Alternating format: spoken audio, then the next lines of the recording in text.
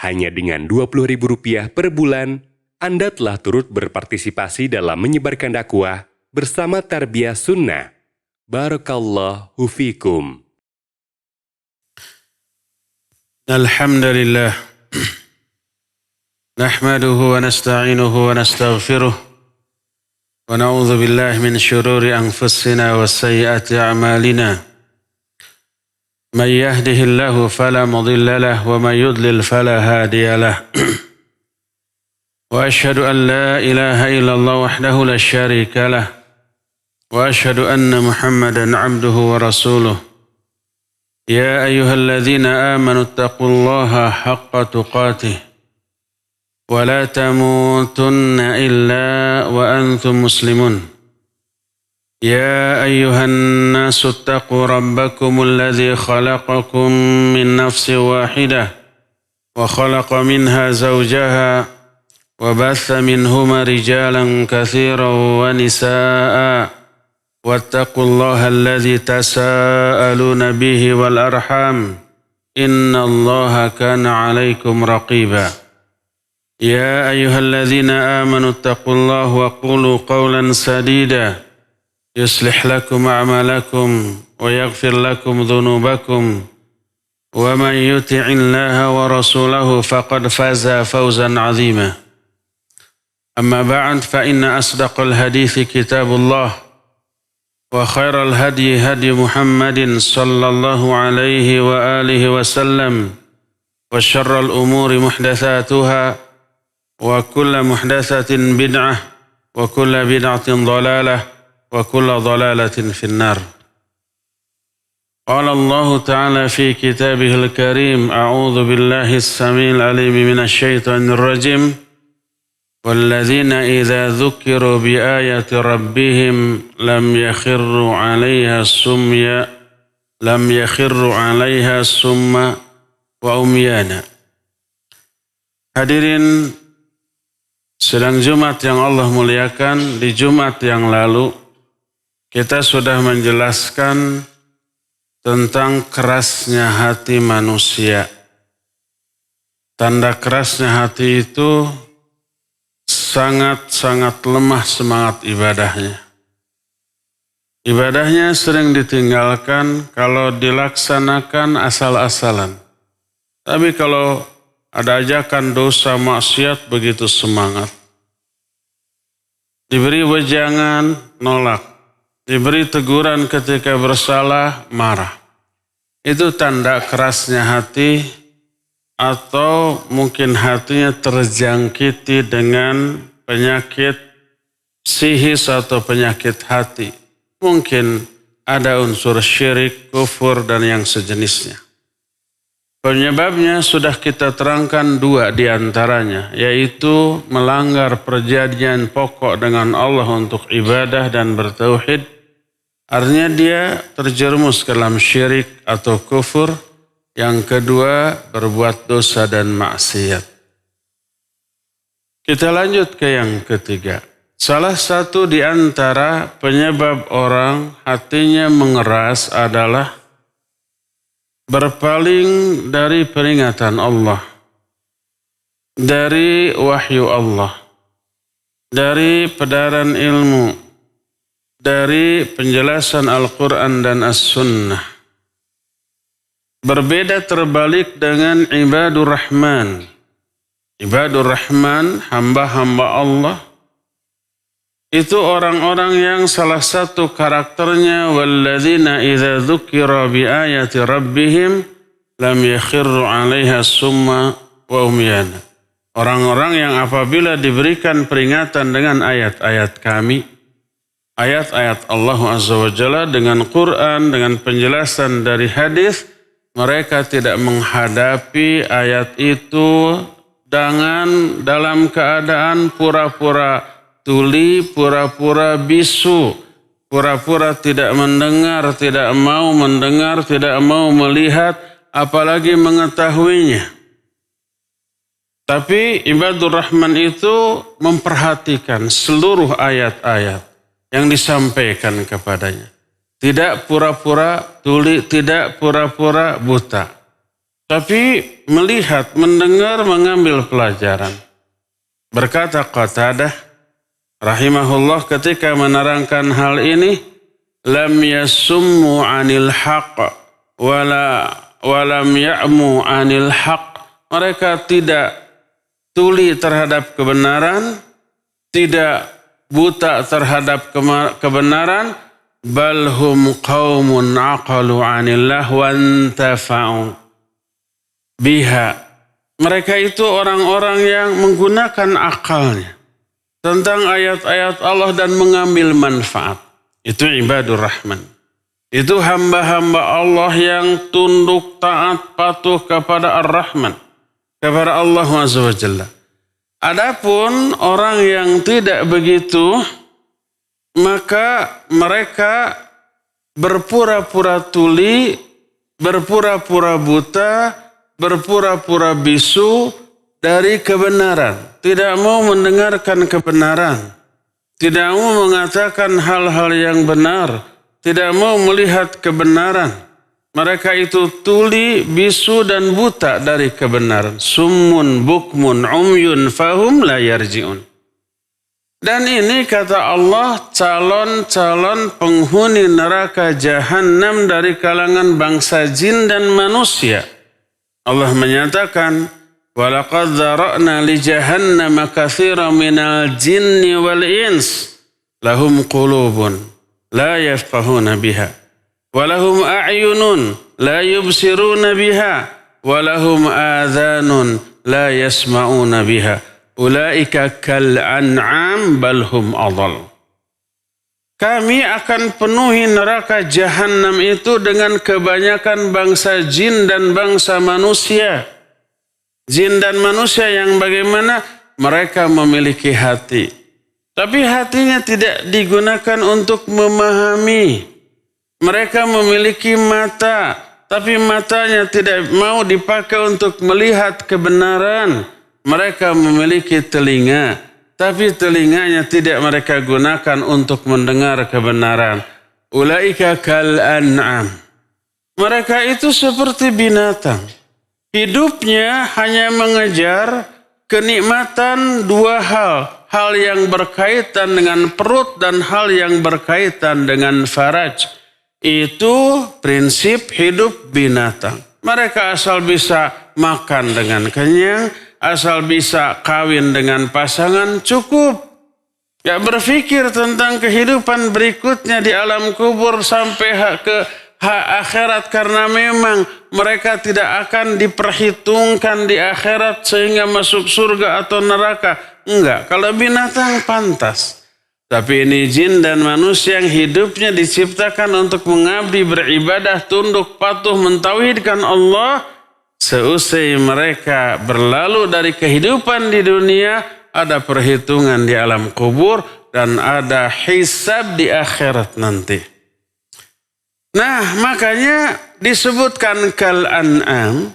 Mereka seperti binatang karena yang difikirkan hanya urusan perut dan faraj. Balhum adhal, bahkan mereka itu lebih sesat daripada binatang. Berdasarkan hal itu, maka berkata Al-Imam Hasan Al-Basri rahimahullahu ta'ala ketika menerangkan ayat ini, ayat bahwa jahanam akan dipenuhi dari bangsa jin dan manusia yang tidak menggunakan indranya, matanya, penglihatan ataupun pendengarannya dari kebenaran. Imam Hasan Al-Basri menyatakan mereka buta, mereka tuli dari kebenaran, dan kelak mereka akan dibutakan, ditulikan, dan dibisukan pada hari kiamat. Lebih hina lagi tambahan untuk mereka yang ketika di dunia dibacakan Al-Quran menolak, dibacakan hadis tidak mempan, malah membenci orang yang menyampaikannya. Mereka buta, tuli dan bisu di dunia dari kebenaran. Di akhirat mereka akan Allah kumpulkan dalam keadaan buta, tuli dan bisu. Dan ada hinaan tambahan lain, yaitu mereka diberdirikannya di atas wajahnya, bukan di atas kedua kakinya. wajah yang selama ini sangat dimuliakan dari bagian tubuh manusia, di akhirat dibalik menjadi paling rendah dan dihinakan. Allah menyatakan, wa nahsyuruhum yaumal qiyamati ala wujuhihim summan wa bukman wa umyan. Kata Allah Azza wa Jalla, kami kumpulkan mereka itu pada hari kiamat dengan berdiri dan berjalan di atas wajahnya dalam keadaan buta, tuli dan bisu. Ketika mendengar ayat ini, seorang sahabat berkata, ya Rasulullah, kaifa yahsyurullahul kafirina yamshuna wa yaqumuna ala wujuhihim. Wahai Rasulullah, bagaimana nanti Allah mengumpulkan mereka berjalan ataupun berdiri di atas wajah mereka? Bukankah susah? Tidak ada orang yang bisa.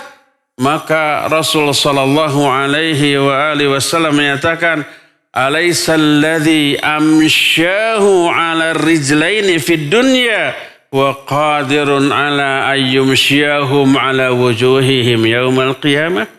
Bukankah Allah yang menyebabkan kita semua bisa berdiri berjalan di atas kedua kaki dalam kehidupan di dunia ini, pasti mampu juga membuat orang-orang berjalan dan berdiri di atas wajahnya pada hari kiamat. Kalau kita yang mengusahakannya nggak bisa, tapi ini Allah memberi kemampuan kepada mereka untuk berjalan dan berdiri di atas wajahnya sebagai kehinaan atas mereka pada hari kiamat. Ya buta, ya tuli, ya bisu, ya berjalan di atas wajahnya. Inilah yang disebut dengan al-jaza min jinsil amal. Balasan akan disesuaikan dengan jenis perbuatan. Perbuatan mereka di dunia buta, tuli, dan bisu dari kebenaran. Di akhirat Allah mengumpulkan mereka juga dalam keadaan buta, tuli, dan bisu. Di dunia mereka menginjak-injak dan menghinakan kebenaran. Kalau mendengar kebenaran, bibirnya mencibir, ekspresi wajahnya nyinyir, sentimen kepada apa yang sedang dijelaskan berupa wahyu dari Allah dan sabda Rasulnya SAW. Penghinaan terhadap siapa? Terhadap Al-Quran dan As-Sunnah. Maka Nabi SAW menyatakan, mereka pun nanti akan dihinakan dalam bentuk wajah mereka, bagian tubuh yang paling dimuliakan, disimpan oleh Allah di bagian yang paling bawah, paling hina, paling rendah, sebagai penghinaan Allah kepada mereka.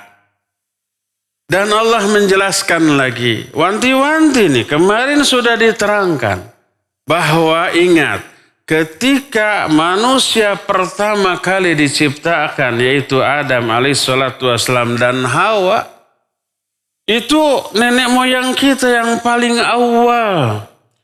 Allah ciptakan mereka itu untuk menempati tempat di surga. Kampung halaman kita yang sebenarnya itu.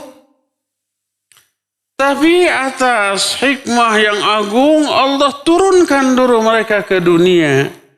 Kita tahu penyebab yang digoda oleh iblis, lalu melanggar satu-satunya larangan, lalu diusir dari surga ke dunia. Kenapa Allah mengusir dulu Adam, Hawa, dan anak-anak turunnya untuk hidup di dunia? Salah satu hikmahnya adalah agar manusia itu mengetahui agungnya kenikmatan surga. Kalau sejak awal sampai terus selamanya hidup di surga, nikmat, nggak ada penderitaan, tak akan ada lagi nilai dari kenikmatan tersebut. Karena nggak ada perbandingan.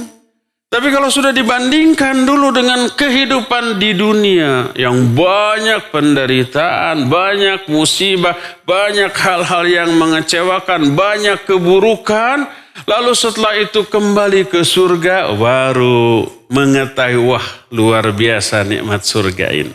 Ini salah satu hikmahnya. Maka Adam dan Hawa diturunkan. Dengan iblis yang menggodanya ke alam dunia ini, kelak Adam, Hawa, anak turunnya harus mudik ke kampung halamannya. Di mana? Di surga. Jangan sampai tersesat. Baik tersesat sementara, yaitu ke neraka walaupun sementara, apalagi selamanya. Jangan sampai syirik, jangan sampai kubur.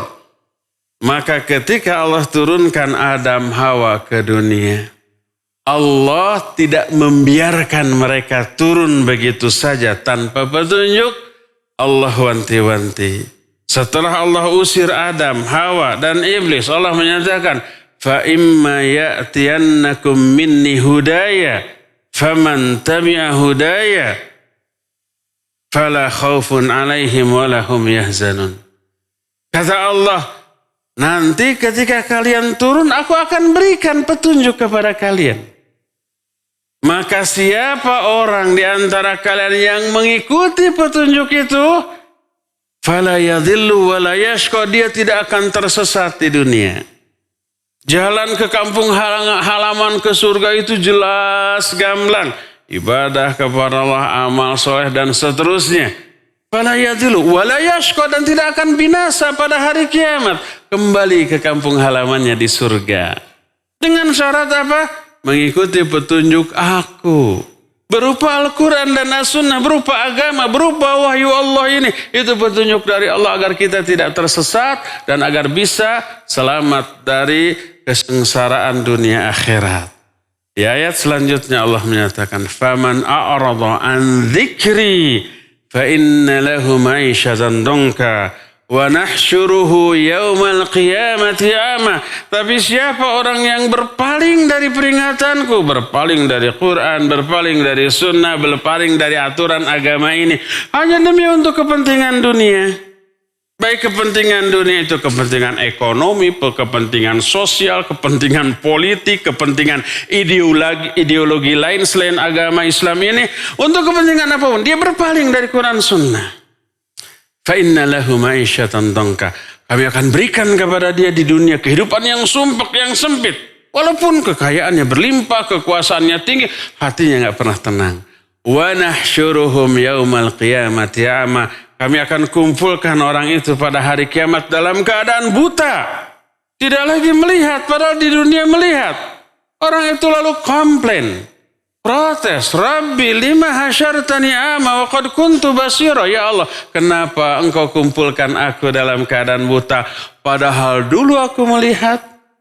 Allah menjawab, kadzalika atatka ayatuna fanasitaha fakadzalikal yauma tunsa wa kadzalikal yauma tunsa. Demikianlah karena dulu waktu kamu hidup di dunia, datang ayat-ayat kami kepadamu, kamu abaikan, kamu lupakan, kamu cuekan, kamu tolak. Demikian juga balasannya pada hari ini, kamu diabaikan dalam bentuk dibutakan. Buta matanya karena dulu mereka buta dari kebenaran. Ditulikan karena dulu mereka tuli, tidak mau mendengarkan kebenaran. Dibisukan karena mereka juga dahulu bisu dari kebenaran, tidak mau ngomong. Sekali ngomong pasti yang buruk atau kebanyakan yang buruk. Dan itu penghinaan kepada syariat Allah yang Allah turunkan demi keselamatan dan kepentingan mereka. Maka Allah hinakan dalam bentuk dia berjalan di atas wajahnya dan bukan kedua kakinya. Oleh karena itulah maka apa yang mereka alami berupa tidak mau ngomong kebenaran, tidak mau melihat, tidak mau mendengar, menunjukkan kerasnya hati mereka. Lebih keras daripada batu, padahal Allah Azza wa Jalla menyatakan di antara batu ada yang belah, ada yang mengalir memancar air dari bawahnya, dari dalamnya. Tapi hati mereka lebih keras daripada batu. Padahal Allah Azza wa Jalla menyatakan kedahsyatan, kehebatan Al-Quran. Lau anzalna hadzal Qur'ana ala jabalin la ra'aitahu khashi'an mutasaddian min khasyatillah. Seandainya Al-Quran ini kami turunkan ke atas sebuah gunung batu. Gunungnya jangan dibayangkan gunung Selacau yang isinya tanah, pasir, ada sedikit cadas. Ini gunung di daerah Timur Tengah, semuanya batu yang keras, lebih keras daripada cadas. Seandainya Quran diturunkan ke atas sebuah gunung, niscaya kamu melihat gunung itu hancur berkeping-keping karena takutnya kepada Allah Azza wa Jalla. Itu gunung. Hati manusia lebih keras daripada gunung, daripada batu, daripada cadas. Yang apabila dibacakan kepada mereka Al-Quran, bukannya takut, malah menolak, malah menentang, malah membenci orang yang menyampaikannya. Itu karena kerasnya hati mereka sudah melebihi kerasnya batu. Itu di dunianya Allah akan berikan kehidupan yang sumpek dan sempit. Perasaannya tidak pernah tenang, selalu was-was, khawatir, selalu mengalami goncangan dalam hidupnya. Itu baru di dunia. Allah menyatakan fa inna lahum ma'isyatan dongka. Aku berikan kepada mereka kehidupan yang sempit. Walaupun kekayaannya melimpah, kekuasaannya begitu tinggi, dukungannya begitu meluas, hatinya tidak pernah tenang. Itu baru di dunia. Pada hari kiamat Allah akan kumpulkan mereka dalam keadaan buta, tuli, dan bisu, serta dihinakan dalam bentuk berdiri dan berjalan di atas wajahnya, waliyadzubillah. Oleh karena itu wanti-wanti kalau kita mendengar pedaran ilmu yang bersumber dari Quran Sunnah, jangan sampai ada ekspresi nyinyir, menentang, membenci dan yang sejenisnya, karena pada hakikatnya bukan menentang orang yang menyampaikannya, tapi menentang apa yang disampaikannya berupa wahyu dari Allah Subhanahu wa taala dan sabda Rasul sallallahu alaihi wasallam. Semoga Allah Azza wa Jalla tetap melembutkan hati kita, memberi taufik dan hidayah kepada kita, sehingga kita mampu menyerap seluruh pelajaran dan manfaat dari ilmu-ilmu yang kita dengar, yang kita baca, yang kita fahami, sehingga menjadi cahaya yang terang benderang menerangi jalan-jalan hidup kita dunia sampai ke akhirat nanti. Barakallahu li wa lakum fil Qur'anil azim wa nafa'ni wa iyyakum bima fihi min ayati wa dzikril hakim. Wa taqabbalallahu minna minkum tilawatahu innahu huwas samiul alim.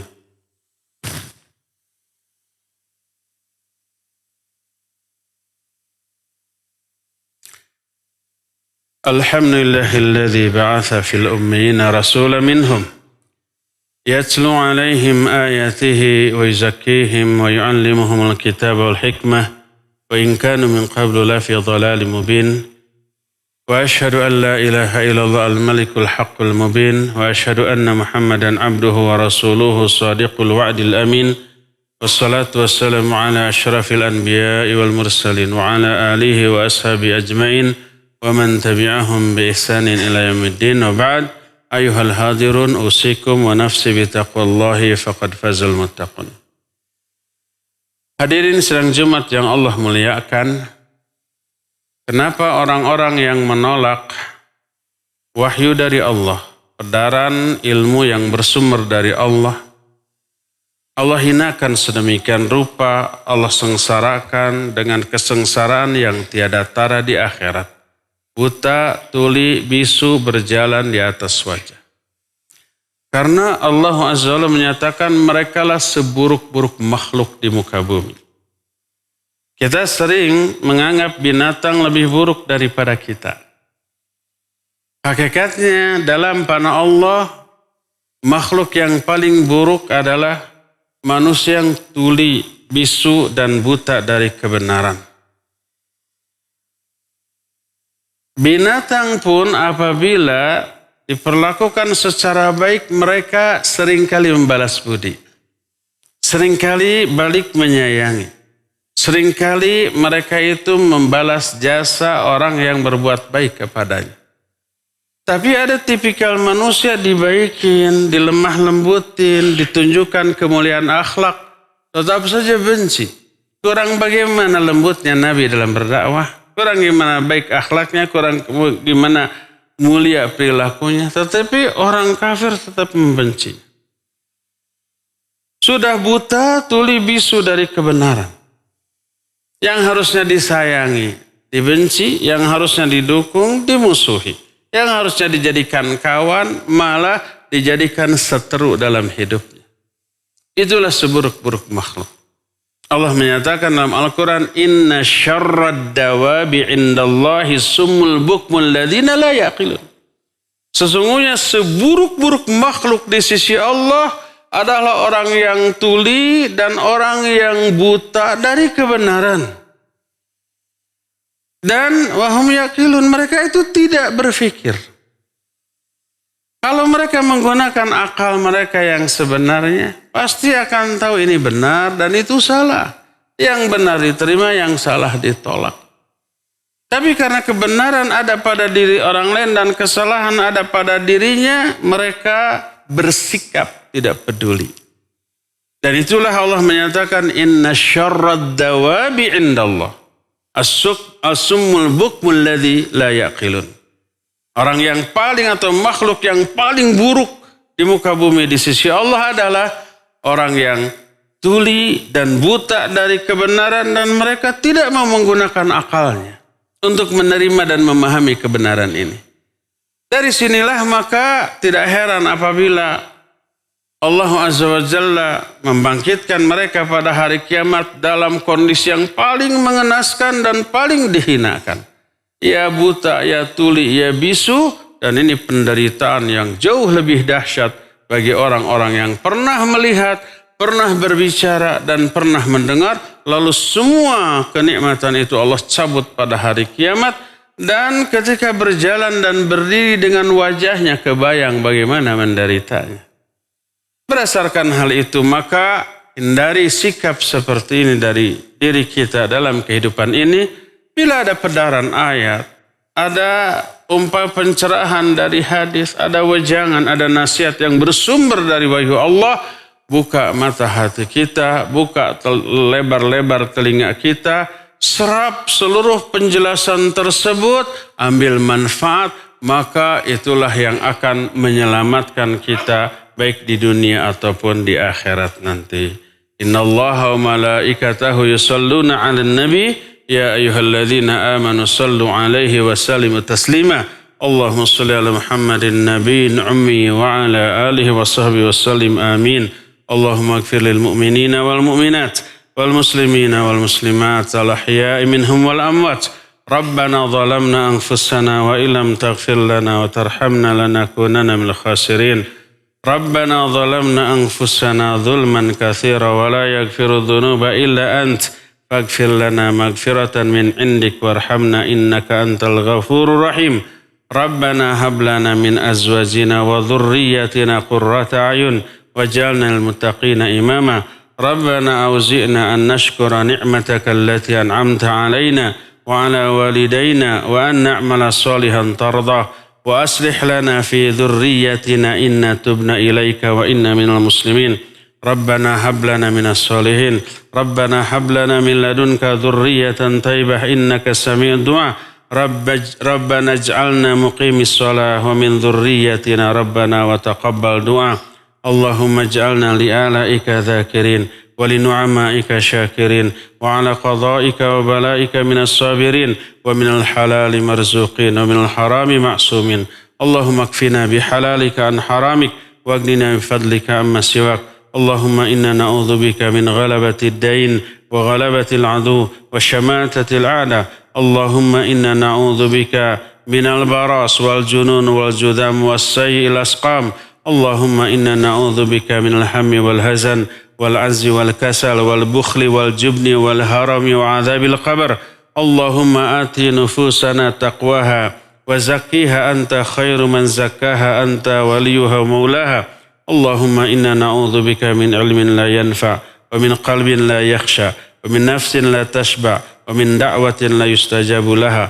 Rabbana la tuzigh qulubana ba'da idh hadaitana wa hab lana min ladunka rahmah innaka antal wahhab. Rabbana atina fid dunya hasanah wa fil akhirati hasanah wa qina adzaban nar. Subhana rabbika rabbil izzati amma yasifun wa salamun al mursalin walhamdulillahi rabbil alamin. Amin ya rabbal alamin. أقول قولي هذا واستغفر الله لي ولكم وأقيموا الصلاة.